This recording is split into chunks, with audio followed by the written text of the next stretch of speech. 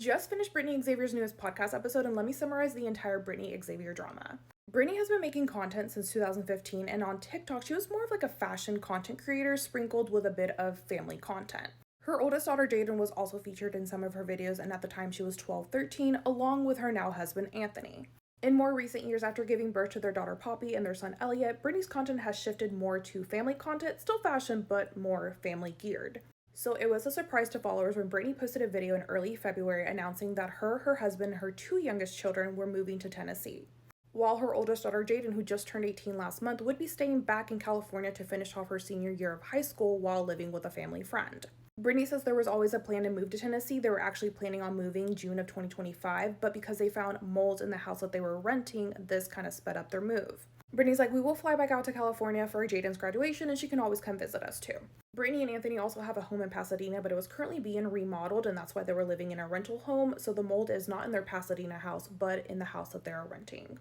There was immediate backlash on how Brittany and Anthony could just pack up, move to another state, leave Jaden behind, and pawn her off to a family friend. People were also saying that Brittany was using the excuse of mold to get out of California because of some new law protecting minors in content creation. The new law, which I haven't looked 100% into, applies to content creators who have minors in at least 30% of their content.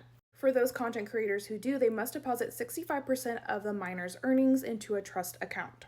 In Brittany and Anthony's newest podcast episode, they go into more detail regarding the mold and the moving situation. Brittany did some preventative testing where they tested for over 100 biomarkers, and some of them came back high for inflammation. Because Brittany had not been sick or exposed to anyone who had been sick, her doctor then ordered a mycotoxin urine test. The results came back positive for some poisons, so then they decided to test Poppy, Jaden, the nanny, and Anthony. Their results came back positive for mycotoxins except for the nanny. One of the things I find weird in this situation is that apparently Anthony and Jaden tested positive for some poisons and Brittany and Poppy tested positive for different poisons. If there was a mold infestation, you would think you would be testing positive for the same poisons, maybe at different levels, but at least the same poisons. And also for the nanny who doesn't live there but is getting exposed coming in and out of the house, you would think she would show positive results in her exam. At first, they thought that mycotoxins were coming from the food that they were eating because the nanny was negative and she doesn't eat the same food as them.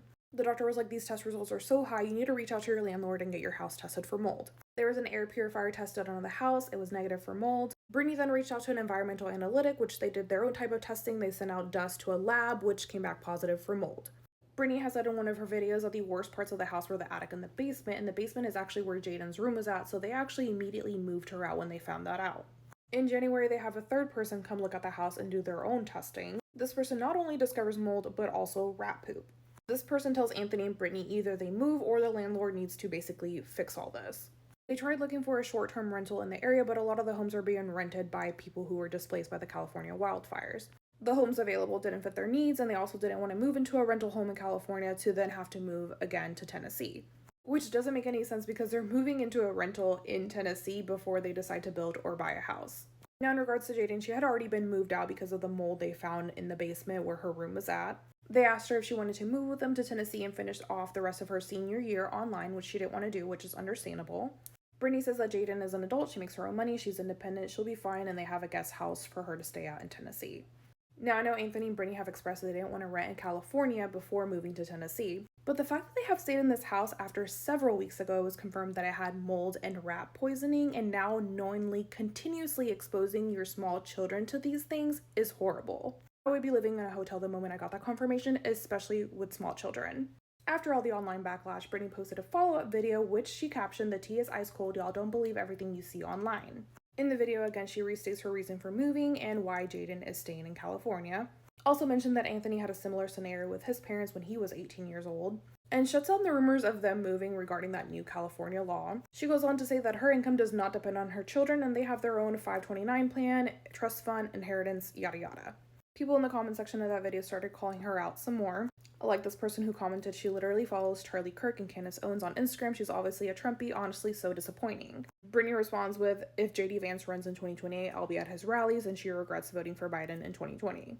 Another comment reads, so you wanted a red state. Brittany responds with, California leadership is a mess at the moment. They need help. Hoping here has competent leadership. We shall see. Someone then comments, so you just wanted a Republican state. It's okay to say it, girl. Don't be scared.